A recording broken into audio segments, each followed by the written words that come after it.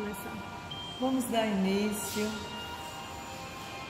a mais uma doutrinária do sábado à tarde, pedindo ao Mestre Jesus, um amigo e amado de todas as horas, que nos auxilie no propósito de aprendizado nesta relação terra e erradicidade. Abençoa, Pai amado, a todos nós, encarnados e desencarnados, nos impulsionando ao crescimento com teu Filho Jesus.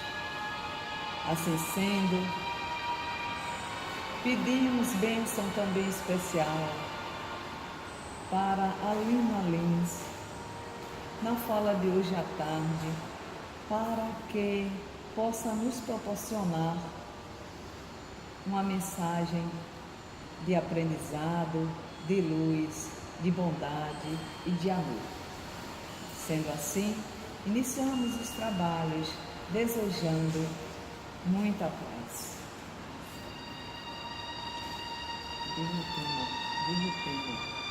Bom, hoje nós vamos falar sobre o texto Decidindo Rumos da História, que está no livro Colhendo Flores, Despontando Espinhos, de Marilinda Lima, a médium, e Irmã Elizabeth, ao Espírito. É um livro fantástico aqui da Casa da Caridade, tem aqui na livraria da nossa casa. E é um texto que vai refletir bastante, sabe? A gente pega cada pedacinho dele e vai pensando.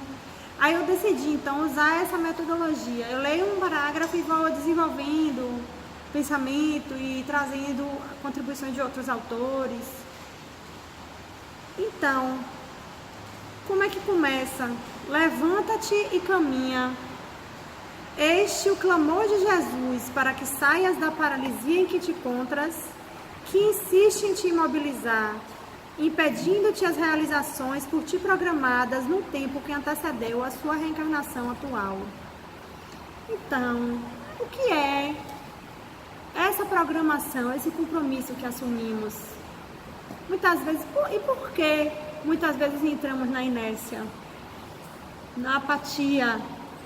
Ao invés de estarmos produzindo, estamos lá, sentados no trono do apartamento com a boca escancarada, né? E hoje nos tablets, nos celulares, gastando o nosso tempo com coisas inúteis, quando poderíamos estar desenvolvendo outras coisas. Claro que existe um momento de relaxar, de descansar, mas precisamos dedicar mais nosso tempo aos nossos compromissos espirituais. Então, sair da inércia. Que dificuldade sair da inércia? A própria lei da física diz que a gente tende, né? A primeira lei de Newton diz que a tendência dos corpos, quando nenhuma força é exercida sobre eles, é permanecer em seu estado natural, repouso ou movimento retilíneo e uniforme. Então, essa permanência no estado inicial é quando nenhuma força atua. Então, para sair da inércia, a primeira força que a gente tem que fazer é se movimentar. Porque às vezes a gente fica assim, se movimentar como? Em que velocidade? Para que direção? É dar o primeiro passo. Porque a partir do momento que a gente coloca o corpo em movimento, se não tem mais nenhuma força que vai te atrapalhar de caminhar, você dispara. É como colocar uma bola ladeira abaixo, né? Se a gente inicia o movimento, ela vai, desce. E aí a gente tem movimento aí sem parar, né? Então, é uma grande dificuldade para quem para nessa inércia saber como iniciar um movimento. Como é que a gente, quando se sente desanimado, quando sente que nosso tempo não está ocupado adequadamente, como nós conseguiremos sair disso para que a gente possa cumprir os compromissos que a gente assumiu antes de vir? Muitas vezes a pessoa fica só teorizando, sentada, esperando chegar, né? Então, e quando a gente está nesse processo de inércia, muitas vezes até por um processo depressivo, é muito difícil ter uma iniciativa. Então, acho que o primeiro passo é a prece. pedir a Deus que nos guie para que possamos ter força para levantar, para agir. E as oportunidades de ação irão aparecendo a partir desse primeiro passo, né? Então, tudo que a gente fala assim, tudo que a gente vai fazer de tarefa, até arrumar uma casa, a gente fica adiando, aí quando começa é que a gente vai se organizando e vendo o que é que vai para cada lugar e percebendo onde é que é prioridade, na verdade. Então, na nossa vida também, o nosso trabalho espiritual, o nosso compromisso, nós vamos encontrando o nosso lugar.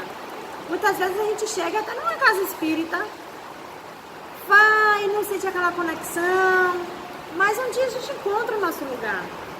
Vai em outra, né? Até se encontrar. Então, eu aqui nessa casa eu devo ter o quê? 15, 17 anos. Mas antes eu já frequentei outras casas, até encontrar.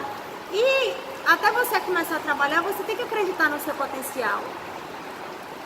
Tem que ter iniciativa, tem que buscar. Nem sempre nós encontraremos dirigentes que vão te apontar o caminho. Você precisa ir atrás do seu caminho, né? Então, com muita pressa, com muito esforço, muitas vezes eu fui parar em determinados lugares no trabalho, claro, guiado por alguém. Lívia me levou para as mediúnicas, que era dirigente daqui. Marilinda, volte para a rádio. E a gente vai para esse trabalho e quando a gente começa, a gente vê o quanto o trabalho, na verdade, ajuda a gente. O falar, eu sempre falo a elas assim, o falar em doutrinária, o falar em rádio, para mim, porque eu gosto de falar, mas o fato do preparo que a gente tem para poder abordar os temas, estudar, correr atrás de ler, faz com que a gente se trabalhe em primeiro lugar. Então isso é muito importante. Os textos não caem porque a gente é um grande especialista naquele tema.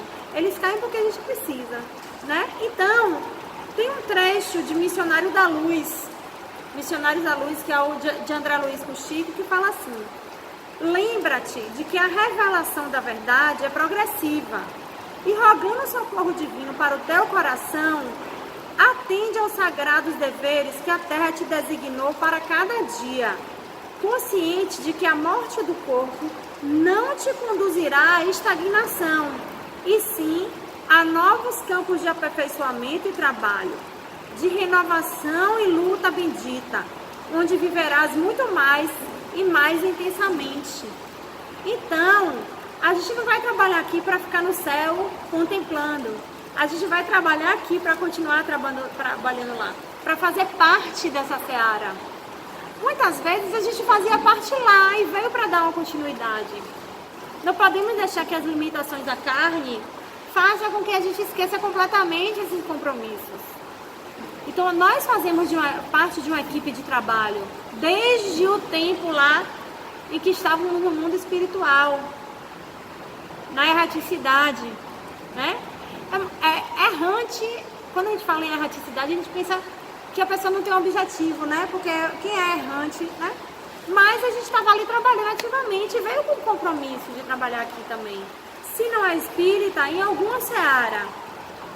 Mas Jesus tem trabalho para todos, basta o servidor estar pronto, não é verdade? Então, em Instantes da Vida de Chico Xavier, a gente tem assim, ó: contra o pingo de esforço que sustentamos a favor do autoaperfeiçoamento, surpreendemos o caudaloso rio de nossos impulsos instintivos que nos arrastam para a animalidade de que somos egressos. Ele traz aqui, o que é interessante nessa questão da inércia, a gente também tem uma tendência a voltar a antigos hábitos arraigados. Coisas que a gente já trabalhou, já superou, ou acha que já superou. De repente a gente se vê de novo pego por aquilo ali, né? Então, aí a gente fala, pô, eu tava tão bem, tava fazendo tudo direitinho, caí de novo aqui, né, nessa armadilha. Por quê? Porque tá impresso ali no nosso perispírito, no nosso subconsciente, de hábitos que vêm de vivências anteriores. Nossos espíritos superaram a animalidade, né, para que a gente possa evoluir. E hoje a gente ainda resgata isso. Então, a gente também às vezes busca ambientes que propiciam esse resgate. A gente tem que escolher onde a gente está. Eu sei que falam assim, quem é evoluído em qualquer lugar. Mas eu não vou me colocar nesse plano. Eu não me acho tão evoluída assim. Eu sei que determinados ambientes que trazem uma negatividade vão mexer comigo. Eu ainda não tenho essa evolução espiritual para criar uma couraça de proteção e nesse ambiente ser eu que influencio ao invés de ser influenciada. Em alguns momentos a gente consegue levar luz, mas em outros as trevas tendem a ofuscar a nossa luz.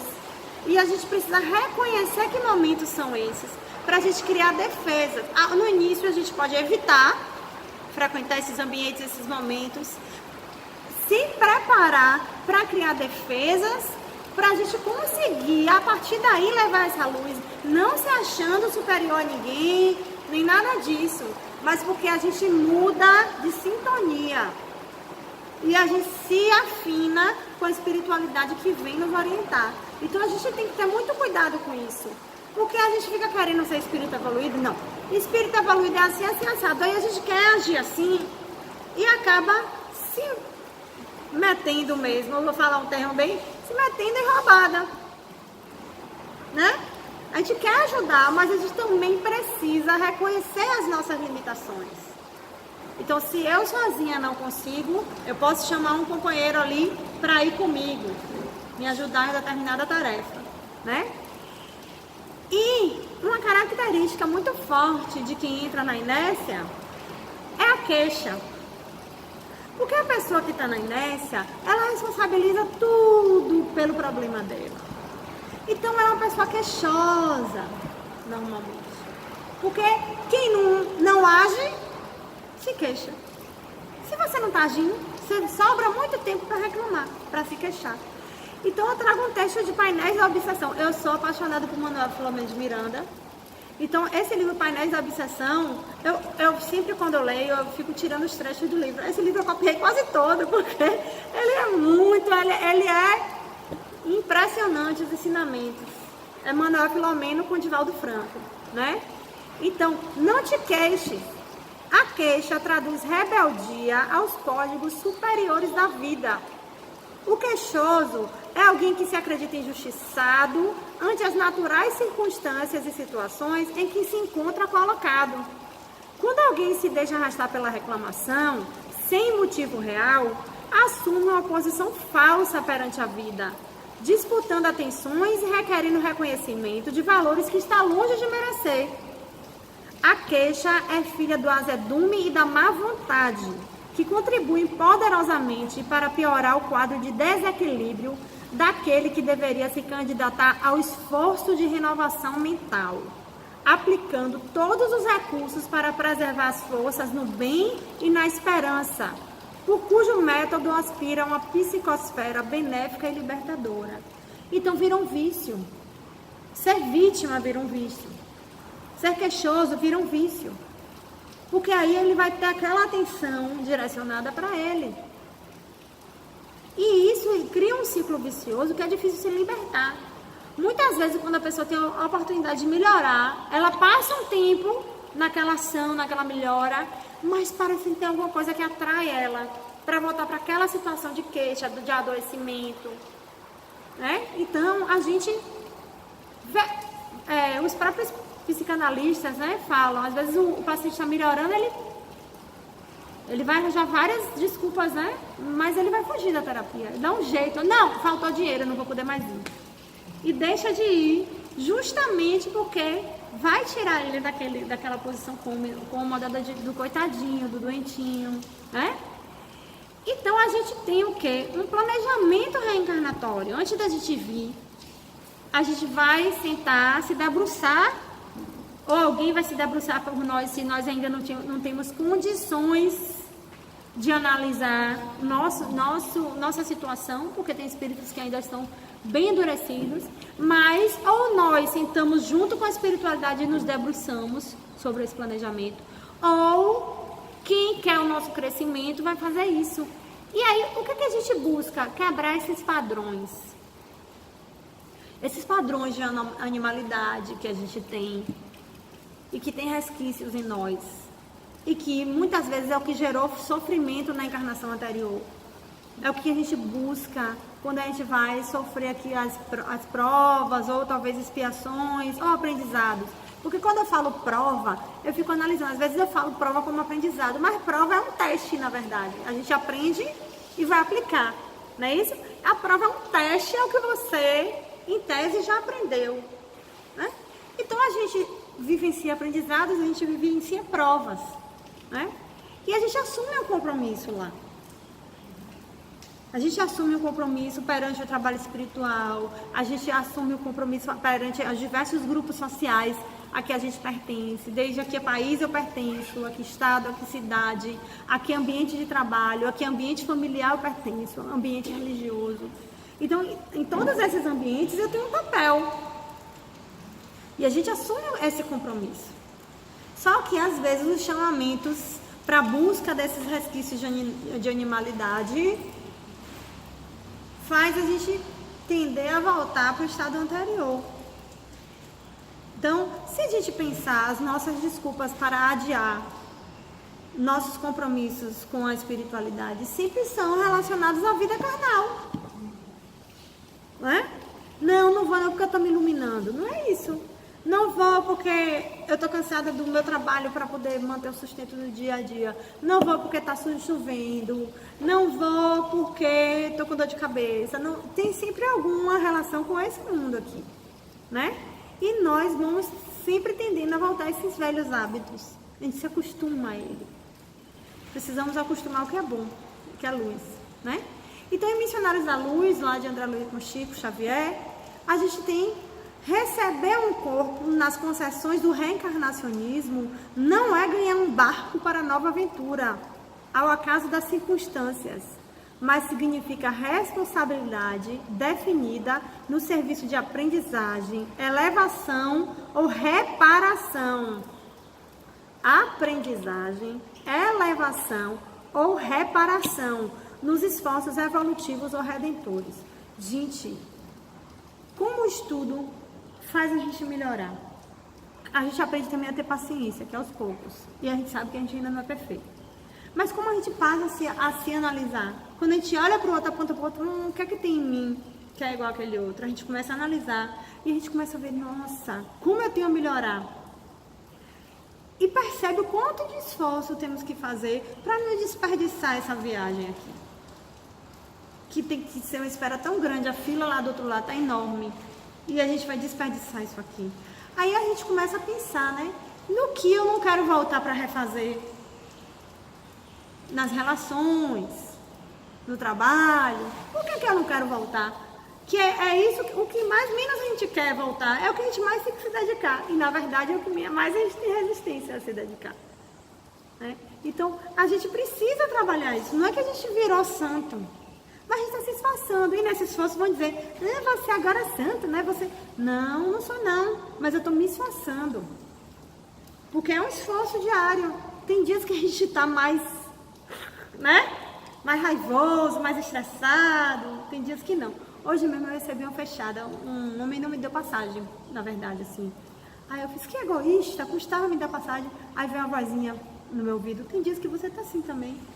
Ele não é egoísta, ele está. E tem dias que você está também. Aí eu, é verdade. Não é? Então, o que eu vi assim, tinha Jesus atrás, cheio de mensagem, e no trânsito é assim. Então, mas não tem dia que nós estamos assim também? Por que o nosso irmão na Terra não pode ter esse momento? Então, aí a gente vai aprendendo a se avaliar, não só nos nossos atos, mas no que a gente julga do outro. Porque a gente vai aprendendo, então, no próximo dia que eu estiver estressada, eu vou tentar, mesmo sem querer, dar passagem a todo mundo, né? Pra gente ir, não ter um outro que sofra o que a gente sofreu ali naquele momento. Então, tem um outro trecho do Colino Flores que fala, portanto, tens condição de desenvolver o teu caminhar, avançando no estágio em que te encontras. Ainda que não sejas um atleta tecnicamente preparado, podes vencer a si mesmo, superando obstáculos, enfrentando desafios, sendo célere sem precisar correr. Esse célere sem precisar correr é o equilíbrio, tudo é o equilíbrio, né? Então a gente precisa encontrar um equilíbrio no nosso ritmo, no que a gente espera de nós. Porque também quando a gente espera demais e cobra demais, a gente entra na inércia por causa disso. Porque a gente fala, nunca que eu vou ser igual a fulano nesse trabalho, então não venho mais não. Não é verdade? Mas se a gente parar para olhar, poxa, eu ontem estava assim e hoje eu estou melhor, e nos compara com nós mesmos, aí tudo bem. Mas se a gente tem pressa de alcançar determinado nível de evolução aqui, agora, a gente não vai conseguir. A gente tem que ter paciência com as nossas limitações, né? Aí ele fala uma coisa muito importante. O nosso preparador técnico para isso, Jesus. E as regras estão na boa nova que Jesus trouxe. Então Jesus é um exemplo. Ele não é um preparador técnico que fala assim, corra que eu tô te olhando. Não, ele corre junto. Ele é um exemplo vivido. E o que ele trouxe foi um guia de como sair disso. Quantas pessoas que eu falo assim, ó, tá desempregada, vai fazer um trabalho voluntário? Olha o movimento sendo criado. Olha, eu comecei a fazer um trabalho voluntário uma vez, logo que eu me formei. Eu fiquei até com pena que eu não consegui ficar, porque depois de um tempo começou a aparecer trabalho. Porque a gente tem a disposição de servir. Então o serviço aparece. Em todos os aspectos da vida, no trabalho monetário, né? No trabalho formal, né? Remunerado, no trabalho espiritual. A gente vai assistir ali uma doutrinária, né? E aí vai desenvolvendo isso, tá? Então, Jesus é nosso guia. Aí eu trouxe outro texto de Trilhas da Libertação, de Valdo Franco. Confundem a razão e o sentimento, gerando dificuldade. Eis porque o hábito da meditação, da análise cuidadosa antes de determinadas decisões, se não de quase todas, tornam-se indispensáveis. Pensar 2 vezes antes de agir, como assevera o refrão popular, é a atitude de equilíbrio. É o que eu falei de ser célere sem pressa. Então, muitas vezes, quando nossa mente está muito agitada, nós precisamos parar, respirar. A meditação era para ser uma prática diária, na verdade. Por quê? Porque mantém nossa mente asserenada e nós tomamos as melhores decisões sobre como agir, para que lado seguir. Então, essa frase fala justamente desse equilíbrio. Muitas vezes não é uma prática meditativa oriental, como a gente está acostumada, mas uma prece, voltar para si, voltar para Deus e fazer uma prece. Porque quem lê o Pedi e Obtereis, vê qual é o poder da prece.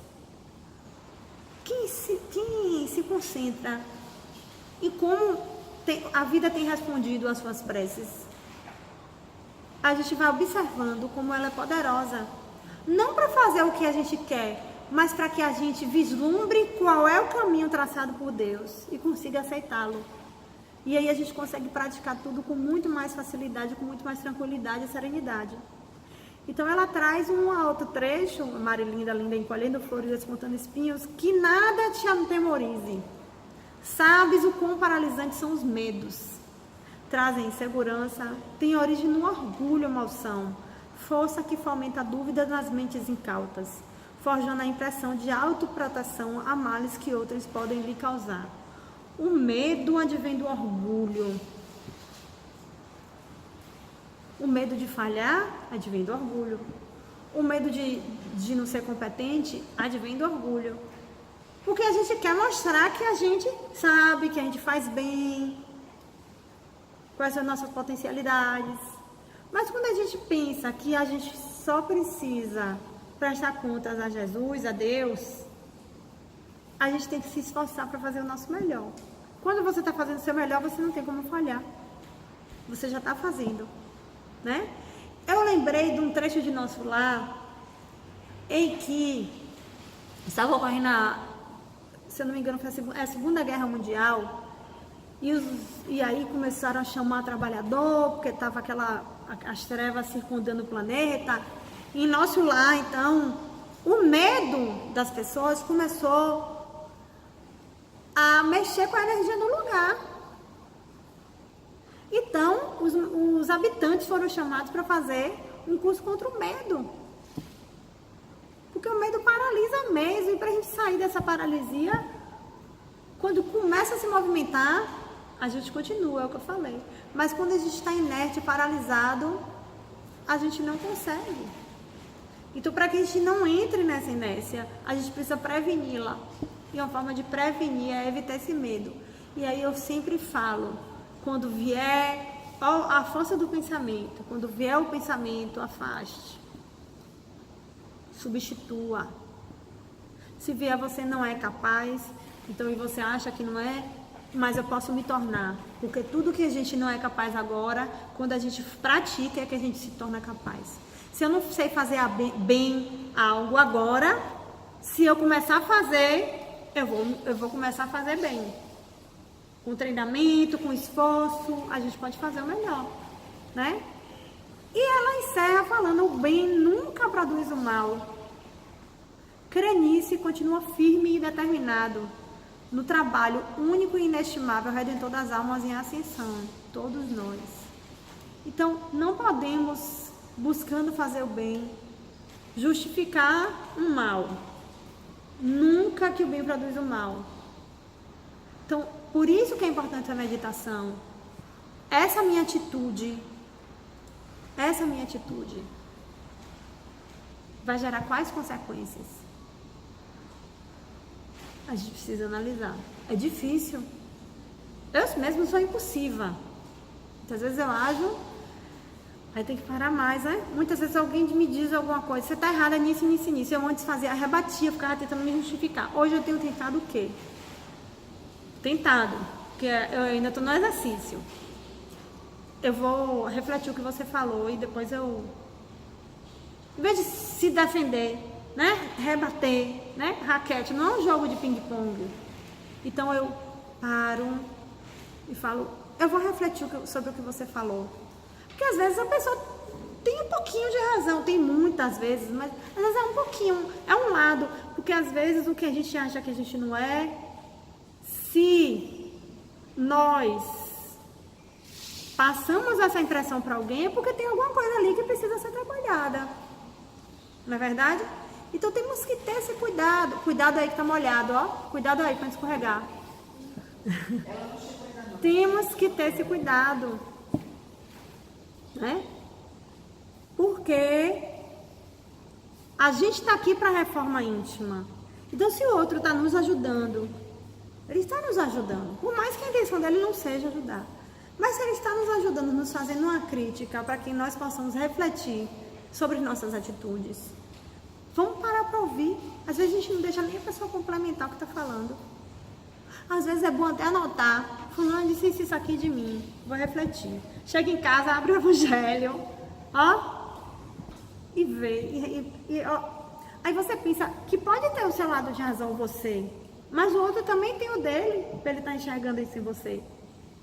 Então, cabe a nós parar, refletir e pensar, né? Então, ele fala assim, ó, a tua pista de atletismo, só tu podes construir. És único para Deus e tens uma história que só tu podes ler e modificar. Foste tu que escreveste. Outros podem caminhar contigo, mas decidir o rumo de tua história só a ti compete. Então, é isso que... Quando os palestrantes falam assim, às vezes eu ouço muito palestra. Eu estou no carro, tá ligado no YouTube, ouvindo palestra. Que isso me ajuda, o dia fica bem melhor, né? Então, eu às vezes estou lá ouvindo aí, falando assim, o processo de evolução, processo solitário. Aí eu pensava assim, gente, que absurdo, tanta gente que ajuda a gente, a espiritualidade lá. Mas é porque ninguém pode vivenciar por você as coisas. O solitário é nesse sentido. Ninguém pode. Quantas vezes a gente pensa assim, ó, nós que somos mães, né? Que a gente não quer que nossos filhos sofram. Aí a gente olha para nossos filhos assim, poxa, isso aqui que eu já consegui pensar sobre a vida e conseguir enfrentar melhor. Eu queria que meus filhos já tivessem esse esclarecimento. Tem coisa que a gente não consegue passar para o outro pela fala. Nossos sentidos ainda não podem passar a experiência para o outro.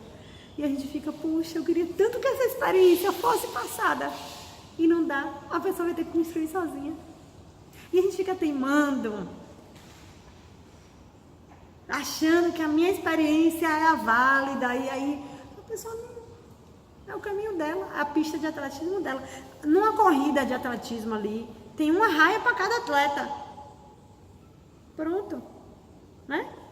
Não podemos invadir a raia do outro. Podemos fazer o quê? Vai, tô torcendo por você, né? Ou pode ter o técnico, nosso guia espiritual, né? Nosso protetor espiritual é o técnico, né? Treina a gente para prova, torce, mas quem vai correr somos nós. Ninguém pode correr, olha, hoje eu tô muito afim de correr para mim. E aí, se você ganhar medalha, vem para mim. Não tem como a gente fazer isso. Então não tem como fazerem por nós e não tem como fazermos pelo outro. Então isso, muitas vezes a gente fala disso até no próprio trabalho espiritual, que a gente quer assumir o que não é nosso. E a gente está sendo injusto com o outro também, a partir do momento que a gente faz isso. Porque a gente está... É a nossa vaidade isso. Porque a gente acha que o nosso modo de ser e de pensar é o que é o certo para determinada situação. Pra gente, muitas vezes, devia ser eu aqui, eu sentada aí assistindo, eu limpando o chão, porque só fica tudo certo se for do meu jeito. Então, são várias Alinas ali fazendo a mesma coisa. E nós somos seres completamente diferentes. Até eu que sou gêmea, minha irmã é completamente diferente de mim. Completamente. O gênio, o jeito de ser. Às vezes ela fala, eu queria ser com você. E eu falo, eu queria ser com você. E aí a gente, né? Porque a gente olha para a qualidade do outro e quer ter aquela qualidade. Eu acho ela tão equilibrada assim, mais serena, no jeito de falar as coisas. Tem mais bondade no coração. Aí eu queria ser assim, né? Mas cada um traçou o seu percurso. Cada um vai traçar o seu caminho. Então isso é o quê? Autorresponsabilização. Eu sou responsável por mim. Nossos filhos, enquanto são crianças, nós somos responsáveis por eles. Por educar, por ajudar na formação da personalidade. Mas depois disso, eles são responsáveis por eles mesmos, né? Então, tem um trecho de Boa Nova em que Jesus, esse livro, eu sempre cito ele, vocês já repararam? Sempre cito Boa Nova, de Humberto de Campos, né? Com Chico Xavier. Por quê? É um livro em que eu me sinto mais próxima de Jesus. Eu me sinto que cria uma intimidade maior entre eu e ele. Não é aquele indivíduo ali naquela cruz ali, não é. Então ele fala assim com João Evangelista, né? João, minha soledade no horto é também um ensinamento do Evangelho e uma exemplificação. Quando ele estava lá no Horto das Oliveiras, que o povo ia dormindo e ele naquela espera, né? Ela significará, para quantos vierem em nossos passos, que cada espírito na terra tende a ascender sozinho ao calvário de sua redenção. Muitas vezes com a despreocupação dos entes mais amados do mundo. Em face dessa lição, o discípulo do futuro compreenderá que a sua marcha tem que ser solitária, uma vez que seus familiares e companheiros de confiança se entregam ao sono da indiferença. Olha como ele usou aquela situação para dar um exemplo de como nós enfrentaremos também o nosso Via Crucis, o nosso Calvário. Né? E dentro disso, o que é que acontece muitas vezes que a gente vê nas histórias de evolução? Muitos espíritos são proibidos de intervir para um familiar, porque a espiritualidade percebe que está se atrasando, preso aquilo ali, porque quer vivenciar pelo outro esse aprendizado. Muitas vezes é posto para esquecer. Eu já vi literatura em que o espírito foi posto para esquecer de um determinado ente querido, porque aquele apego àquele ente querido que estava no nível inferior fazia com que ela não conseguisse ascender. Então, por um momento, precisou esquecer para que mais tarde possa de novo retomar essa relação. Então nós temos essa tendência, e é muito de nós também, brasileiros também, né? A gente tem esse apego, essa coisa de querer fazer, se pudesse, né? Fazia tudo pelo filho, pela família.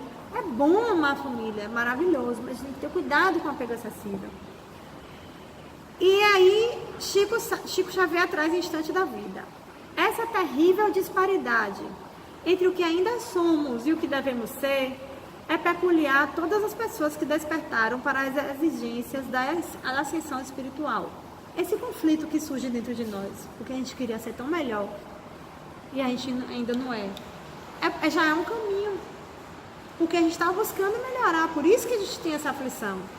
O próprio Paulo de Tarso, refletindo sobre semelhante problema, declara no versículo 19 do capítulo 7 de sua epístola aos Romanos: não faço o bem que desejo, contudo, o mal que não quero, esse faço. Não é assim a sensação?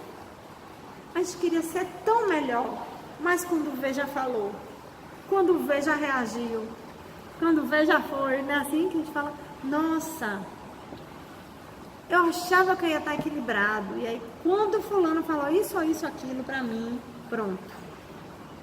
Quando eu vi, eu eu nem lembro o que é que eu falei, tem gente que fala assim ainda. Então, eu trouxe um trecho de Hamed, através do médium Francisco do Espírito Santo Neto, do livro Renovando Atitudes, que é outro livro que eu amo, e que traz muitas lições, assim, muita reflexão. Renovando Atitudes é muito da reforma íntima, né? Então, assumir total responsabilidade por todas as coisas que acontecem em nossa vida, incluindo sentimentos e emoções, é um passo decisivo em direção à nossa maturidade e crescimento interior. As pessoas que acreditam ser vítimas da fatalidade continuam a apontar o mundo exterior como culpado dos seus infortúnios. Recusam absolutamente reconhecer a conexão entre seu modo de pensar e os acontecimentos exteriores. Então não busca em si mesma quais são as causas reais das suas aflições, né? São cargas genéticas e pela forma como foram criadas, afirmando que não conseguem ser e fazer o que querem. Então, é porque meu gene vier assim, é porque as circunstâncias fizeram com que eu fizesse isso ou que eu seja isso.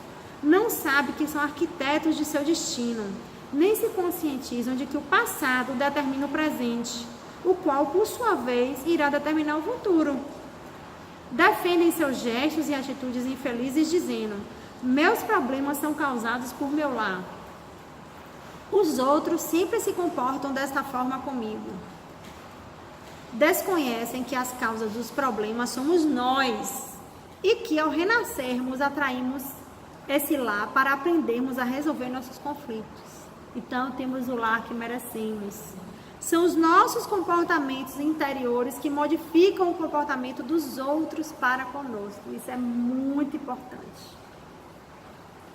Porque a gente fica querendo apontar no outro problema da relação. Mesmo que o outro seja um grande problema, uma pessoa super problemática, nós sempre vamos ter que refletir de que forma eu posso melhorar eu mesma para melhorar essa relação. Porque você não tem como mudar o outro. Como é que você vai mudar o outro?